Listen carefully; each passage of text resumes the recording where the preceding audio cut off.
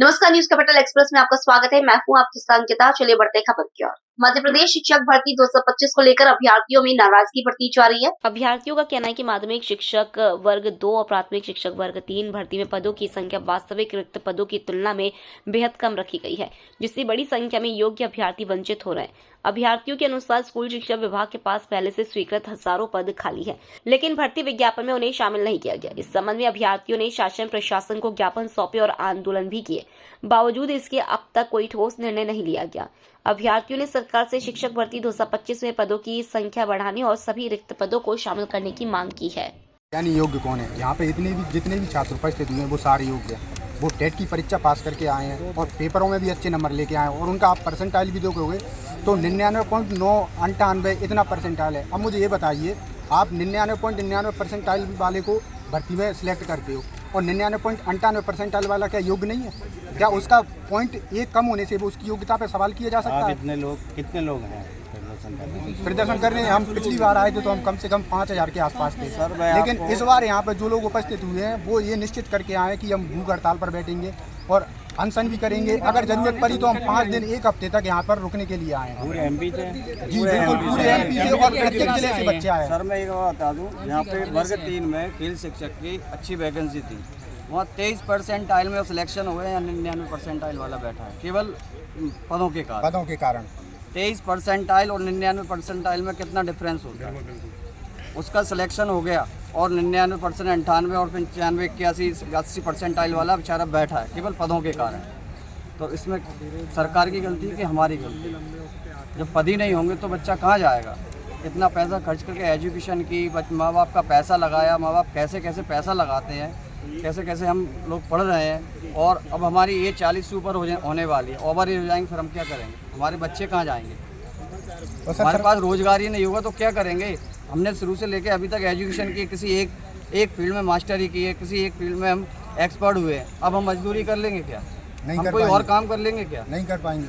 40 साल के बाद आदमी क्या करेगा? सही बात है। कोई दूसरा रास्ता है क्या उसके पास? नमस्ते। पहली बात, मैं वर्ग 3 की छात्रा हूँ। हमने जो है टेट के एग्ज़ाम भी पास किया है, सब कुछ पास किया है, परंतु हमारे नंबर भी अच्छे हैं। पर हमें ये देखने को मिल रहा है कि पदवृद्धि नहीं होगी तो हमारा सिलेक्शन कहना चाहिए नहीं होगा, क्योंकि पोस्ट ही इतनी कम है। 6-7 साल में तो कहीं चयन हुआ है, उसके बाद भी पोस्ट 10,000 के करीब हैं। तो हमें ये डर सता रहा है कि कहीं ना कहीं यदि पदवृद्धि नहीं हुई तो हमारा सिलेक्शन नहीं होगा और कहीं ना कहीं हमारे माता पिता को हमारे लिए बहुत सारी उम्मीदें हैं। तो इसलिए हम लोग आज यहाँ पर आंदोलन के लिए आए हैं। और अब पद तो लगभग 1 लाख के करीब बताए गए हैं कि खाली हैं, तो हम यही चाह रहे हैं कि पदवृद्धि हो जाए। तो सरकार से यही आग्रह है। सरकार से हम कहना चाहेंगे कि सरकार हम लोगों की अगर पदवृद्धि नहीं कर पा रही है तो सरकार हम लोगों को कान पकड़ के माफ़ी मांग रहे हैं सरकार से। सरकार हम लोगों को माफ़ करे, क्योंकि हम लोगों ने एक बहुत बड़ी गलती कर दी जो डीएलएड किया है और टेट पास, सुपर टेट पास करके बहुत बड़ा पाप किया है। सरकार अगर इस पाप की वजह से हम लोगों को मतलब दोषी मान रही है ना, सब लोगों को लग रहा है कि सरकार को कि ये लोग तो दोषी लोग हैं, इन लोगों की कौन सुनता है। तो सरकार से हम लोग 3-4 बार धरना कर चुके हैं, सरकार बिल्कुल सुनना ही नहीं चाह रही किसी की। ना पदवृद्धि के लिए वो शिक्षा मंत्री जी के पास जाओ तो वो लटका देते हैं कि हटिए कहाँ से आ गए हो। मतलब कुछ भी शिक्षकों की कोई भी इज्जत नहीं है। और हम लोग डीएलएड के बच्चे हैं, वो सब लोग कान पकड़ के सरकार से माफ़ी मांगना चाहते हैं कि हम लोगों ने बहुत बड़ी गलती कर दी है डीएलएड करके। अगर पदवृद्धि नहीं बढ़ाना चाहते हैं तो हम लोगों को माफ़ कर दें। मेरा नाम शैलेश तिवारी है, मैं सिवनी ज़िले से आया हूँ। हमारी मांग ये है वर्ग 2 और वर्ग 3 में पदवृद्धि के लिए। हमने एग्ज़ाम 2 एग्ज़ाम क्वालिफाई किए हैं। पहले प्री हुआ, फिर मेंस हुआ, नंबर भी बहुत अच्छे आए हम लोगों के। बस पदवृद्धि ना होने के कारण, पद पर्याप्त ना होने के कारण हमारी ज्वाइनिंग नहीं हो सकी। और आगामी समय में भी पिछले कई 2-3 बार भी हमने आंदोलन कर चुके हैं। सरकार के द्वारा आश्वासन भी दिया गया हमें, लेकिन फिर कोई ना कोई तरीके से हमको टाल मटोल करके दरकिनार कर दिया जाता है। और रही बात पदों की, तो पद पर्याप्त मात्रा में है। गवर्नमेंट का ही एक 2022-23 में राजपत्र जारी हुआ था, उसमें पद पर्याप्त मात्रा में, वर्ग 2 में भी वर्ग 3 में। बस हमारी यही मांगे हैं कि वर्ग 2 में हर विषय में कम से कम 3-3 हज़ार पद आएँ और वर्ग 3 में भी जो अभी चयन परीक्षा हुई है उसमें कम से कम 25,000 पदों में वृद्धि की जाए। करते हैं कि हम विश्वगुरु बनेंगे।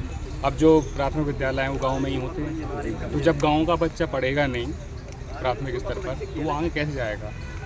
और यही लोग तो आगे जाते हैं। तो हम यही कहना चाहते हैं कि वर्ग 3 में 25,000 और वर्ग 2 में जितने भी विषय हैं वादन और सभी, हाँ, तो उसमें जो है 2-2 हज़ार जो है पद 3,000 पद वृद्धि की जाए। सर यहाँ पे सोमवार को मिंटो हॉल में श्रम विभाग की विभागीय कार्यशाला का आयोजन किया गया। इस कार्यशाला का उद्देश्य संहिताओं के प्रावधानों के संबंध में श्रमिक संगठनों, उद्योगों एवं स्वयंसेवी संस्थाओं और शासकीय अधिकारियों के मध्य साझा समझ विकसित करना और मध्य प्रदेश में उनके प्रभावी क्रियान्वयन हेतु संवाद को प्रोत्साहित करना था। इस कार्यशाला में यूनिसेफ बंधुआ मजदूरों के क्षेत्र में कार्य करने वाले और श्रम विभाग के अधिकारियों ने हिस्सा लिया। इस मौके पर मध्य प्रदेश के श्रम मंत्री प्रहलाद पटेल भी खास तौर पर उपस्थित रहे। इस दौरान मीडिया से चर्चा करते हुए उन्होंने बताया कि श्रम बंधुआ अधिनियम 1976 को आज 50 वर्ष पूरे हुए हैं। बंधुआ मजदूर की कुप्रथा के खिलाफ पूरे देश ने, समाज ने, कानून ने और प्रशासनिक अधिकारियों ने मिलकर काम किया है। मध्य प्रदेश में कुल एक ही मामला संज्ञान में आया था और वो भी मानसिक विक्षिप्त 2 व्यक्तियों को बंधुआ बनाया गया था, जिन पर मुकदमे बनाए गए थे। मेरा मानना है कि अगर प्रदेश में एक भी मामला रिकॉर्ड नहीं होता है तो यह हम लोगों की बड़ी सफलता है। उन्होंने यह भी कहा कि आने वाले समय में मैं इस विषय पर 3 दिवसीय कार्यशाला करने वाला हूं, जिसमें बड़ी सूक्ष्म और लघु उद्योग को एक दिन आमंत्रित किया जाएगा ताकि इस दिशा में बेहतर कार्य करने का रोड मैप बने। श्रम बंधुआ अधिनियम 1976 को आज 50 वर्ष पूरे हुए हैं। बंधुआ मजदूर की जो कुप्रथा थी उसके खिलाफ पूरे देश ने, समाज ने, कानूनविद ने, प्रशासनिक अधिकारियों ने मिलकर काम किया। मध्य प्रदेश में कुल एक ही मामला नोटिस में आया था, वो भी मानसिक रूप से विक्षिप्त 2 व्यक्तियों को पकड़ा गया था, बाद में उन पर मुकदमे बने हैं।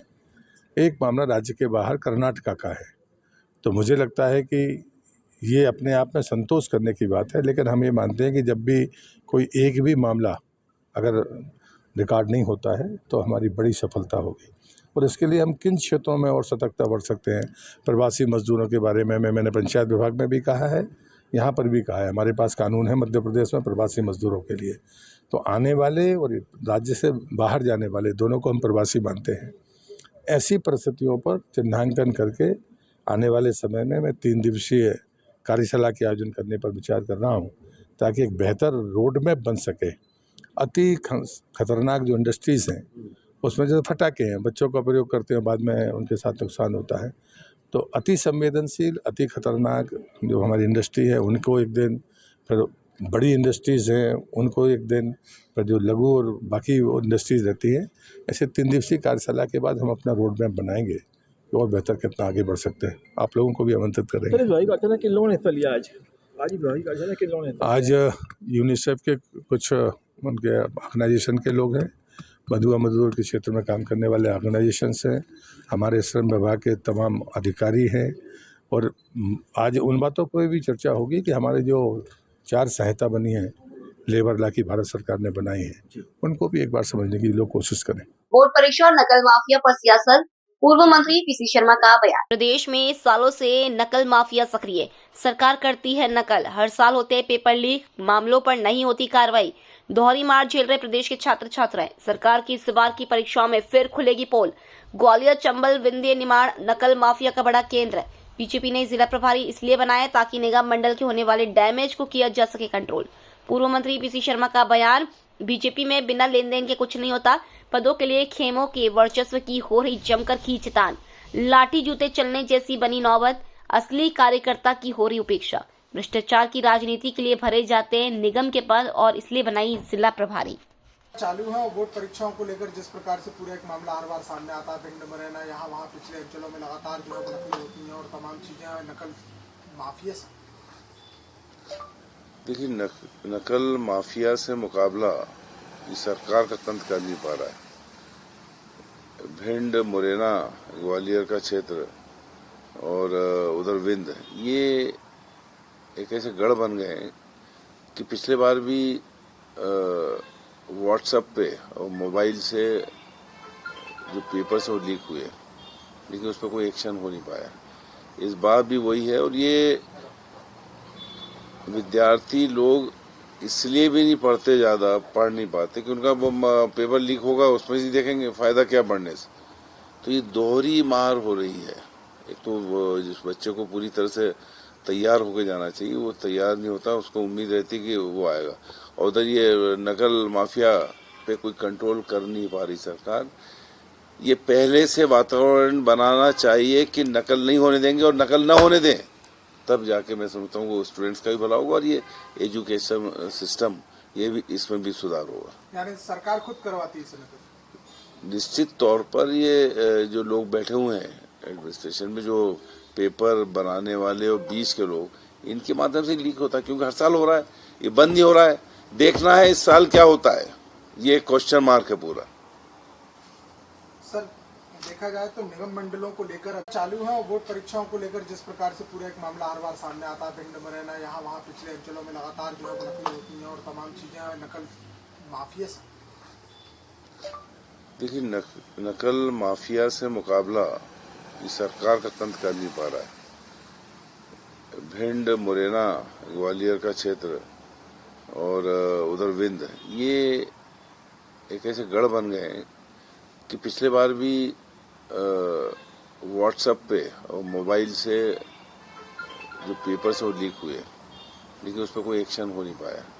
इस बार भी वही है और ये विद्यार्थी लोग इसलिए भी नहीं पढ़ते, ज़्यादा पढ़ नहीं पाते कि उनका वो पेपर लीक होगा, उसमें से देखेंगे फ़ायदा क्या पढ़ने से। तो ये दोहरी मार हो रही है। एक तो जिस बच्चे को पूरी तरह से तैयार होकर जाना चाहिए वो तैयार नहीं होता, उसको उम्मीद रहती कि वो आएगा। और उधर ये नकल माफिया पे कोई कंट्रोल कर नहीं पा रही सरकार। ये पहले से वातावरण बनाना चाहिए कि नकल नहीं होने देंगे और नकल ना होने दें, तब जाके मैं समझता हूँ वो स्टूडेंट्स का भी भला होगा और ये एजुकेशन सिस्टम ये भी इसमें भी सुधार होगा। यानी सरकार खुद करवाती है इसे नकल? निश्चित तौर पर ये जो लोग बैठे हुए हैं एडमिनिस्ट्रेशन में, जो पेपर बनाने वाले और बीच के लोग, इनके माध्यम से लीक होता है, क्योंकि हर साल हो रहा है, ये बंद नहीं हो रहा है। देखना है इस साल क्या होता है, ये क्वेश्चन मार्क है पूरा। सर देखा जाए तो निगम मंडलों को लेकर सभी जिले में बीजेपी ने प्रभारी नियुक्त कर दिए। खबर इस बात की यहाँ पर है, कहीं डैमेज कंट्रोल तो नहीं है कि ले दे के काम? देखिए ये कितना ही डैमेज कंट्रोल कर लें, कितना ही प्रभारी बन लें, लेकिन ये वार चलेगी। वो इसलिए चलेगी कि नीचे के कार्यकर्ताओं से बात होती है, वो कहते हैं कांग्रेस से जो आए हैं ये पूरे हावी हो गए, हर जगह इनको महत्व मिल रहा है, हम लोगों को महत्व पुराने लोगों को नहीं मिल रहा है। इसलिए इस लड़ाई में, इस जंग में, चाहे वो ग्वालियर अंचल का एरिया हो, चाहे निमाड़ का हो, ये सभी क्षेत्रों में ये कोल्ड वार चल रही है और जिसकी वजह से ये चल रहा है। कितने ही प्रभारी बना दें, ये डैमेज कंट्रोल होने वाला नहीं है। और जूतम फाक भारतीय जनता पार्टी के अंदर निगम मंडलों को लेकर लगातार चलती रहेगी, जिसका एंड ये होगा जो पुराने बीजेपी कार्यकर्ता हैं इनको कोई जगह नहीं मिल पाएगी। सर मारपीट के विजुअल बड़े सामने आ रहे हैं अभी, हमें बड़ी उम्मीद है कोर्ट से। वही भोपाल में पूरे हिंदुस्तान के सुप्रीम कोर्ट से लेकर अलग सब जजेस इकट्ठे हुए हैं, उन्हें देखा होगा कि मध्य प्रदेश की जनता, महिलाएं आक्रोशित है और ये कोई न कोई ऐसा रिजल्ट आएगा कि मंत्री जी को अपने पद से हाथ धोना पड़ेगा। ऐसी पूरी न्याय व्यवस्था से हमको उम्मीद है। सर एक बार फिर मोहन भागवत उसको पैसा नहीं मिल पाया, वेतन नहीं मिल पाया, वो भी ऊँट के मुंह में जीरा तो वैसे ही मिलता। देखिए एक तो SIR में बीजेपी गड़बड़ी करा रही है, इनके बीजेपी कार्यालय से जिला कार्यालयों से नाम जा रहे हैं कि नामों को काटो जो SC ST और माइनॉरिटी के लोग हैं, और दूसरी तरफ दूसरी मार वो BLO, एक तो वो प्रेशर, दूसरा ये प्रेशर कि उनको तनख्वाह नहीं मिली जनवरी से। ये दो प्रेशर BLO कैसे झेलेगा? ये SIR में भी फर्जीवाड़ा और उनको उनकी तनख्वाह मिले उसमें भी फर्जीवाड़ा, ये पूरा फर्जीवाड़ा कर रही है SIR के मामले में से। और ये मैं समझता हूँ कि ये दबाव उन पर क्रिएट कर रहे हैं कि तुमको पैसा जब ही मिलेगा जब SIR में वो फर्जीवाड़ा तुम कर दोगे जो हम चाहते हैं।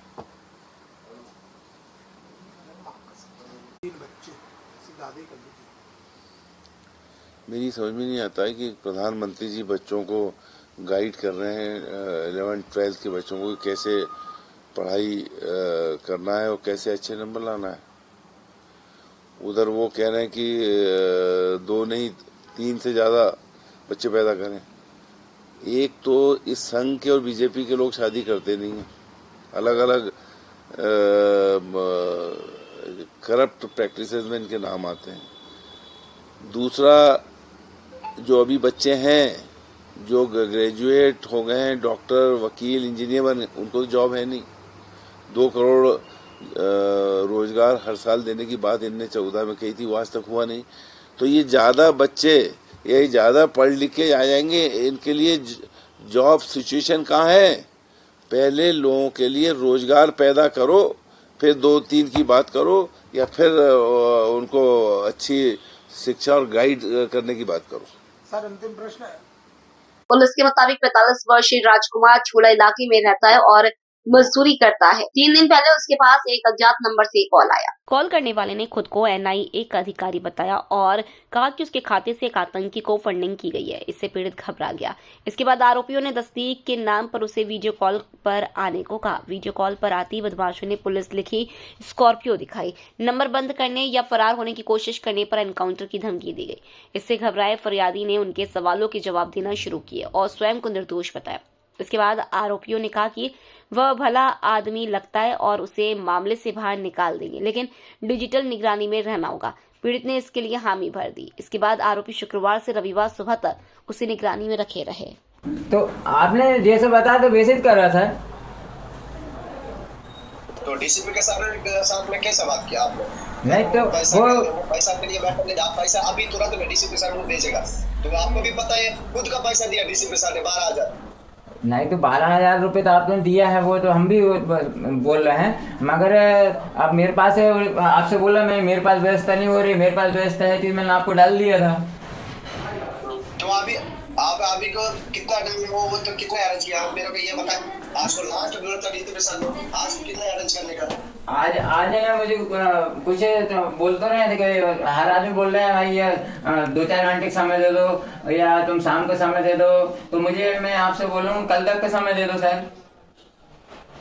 कल तक समय? हाँ तो वो सही हो जाएगा। दिन में आप लेट हो जाएगा तो आपको दिक्कत है। मैं आपको बोल रहा हूँ कैमरा चालू है तेरा? बताइए। GI छोला मंदिर बात कर रही हूँ, भोपाल से। किस केस में अरेस्ट है ये? हेलो हाँ जी बताइए। बताइए क्या रिपोर्ट है इनके अगेंस्ट में? किस चीज का पैसा मांग रहे हैं आप इनको? क्यों डरा रहे हैं आप इनको? आप अपना परिचय दीजिए, आप अपना परिचय दीजिए, कौन बात कर रहे हैं? आपका परिचय दीजिए। मैं GI छोला मंदिर बात कर रही हूँ, भोपाल से। आपने कोई नोटिस भेजा है इनको? कैश नंबर बताइए आप अपना।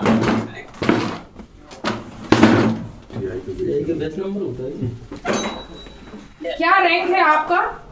क्या रैंक है आपका? आप TI का बैच नंबर पूछ रहे हैं, क्या रैंक है आपका? इंस्पेक्टर बताया तो आपको मैंने। तो इंस्पेक्टर का बैच नंबर होता है? इंस्पेक्टर का बैच नंबर होता है? 1 से 1.5 लाख रुपए और कर देता उनको, और वीडियो कॉल करके उन्होंने मुझे बहुत डराया धमकाया था। तो मैं इस विषय में ना मैं कुछ भी कर सकता था, मगर छोला मंदिर थाने से टीम आई, उन्होंने मुझे बचा लिया इस बात से कि ये सब फ्रॉड है और आपको कुछ नहीं करना। वो कौन थे जिनको आपने पैसे ट्रांसफ़र करे? जो फर्जी पुलिस थी। आपसे क्या कह रहे थे वो लोग? कि आपका आतंकवादी नाम आ गया, आप कमीशन खाते हो, ऐसा डर बैठा लिया मुझे। और आप डर गए? आपने पुलिस को सूचना दी थी? नहीं दी मैंने। 3-4 दिन में पैसे ट्रांसफ़र करते रहा और मैं करने की और कोशिश में था। 1 से 1.5 लाख। लगभग कितना कर दिया अभी तक? मैंने 1,43,000 रुपये कर चुका और 1 से 1.5 लाख रुपये और मैं कर देता, मगर छोला मंदिर की जो टीम आई रिश्तेदारों के माध्यम से कुछ पैसों की डिमांड कर रहा है, लेकिन अपनी परेशानी को शेयर नहीं कर पा रहा है। क्या परेशानी है? चूँकि हमें अंदेशा था कि ये डिजिटल अरेस्ट का मामला हो सकता है, हमने अपनी तत्काल टीम को तैयार किया, हमारी टीम स्पॉट पर पहुंची। ये व्यक्ति उस अनजान व्यक्ति के साथ एक वीडियो कॉल पर था, लगातार बात कर रहा था। वो व्यक्ति इसको पैसा ट्रांसफ़र के लिए फोर्स कर रहा था। हमने इसका फ़ोन डिस्कनेक्ट कराया और उससे बात करी कि भाई वो व्यक्ति कौन है, कहाँ से, किस माध्यम से इससे पैसा ले रहा है। चूँकि ये व्यक्ति करीब 3 दिन से उसके चंगुल में था, इसने करीब अपना 1 से 1.5 लाख रुपये ऑलरेडी ट्रांसफ़र कर दिया था और ये अन्य रिश्तेदारों के माध्यम से पैसा कलेक्ट करके करीब 1.5 लाख रुपये और ट्रांसफ़र करने वाला था। हमने इसको समझाइश दी, इसको बताया कि ऐसी कोई पुलिस नहीं है जो आपसे वीडियो कॉल करके आपको डराए, धमकाए और आपसे पैसे की डिमांड करे। उसको समझाया कि ये एक फ्रॉड है, ये एक स्कैम है।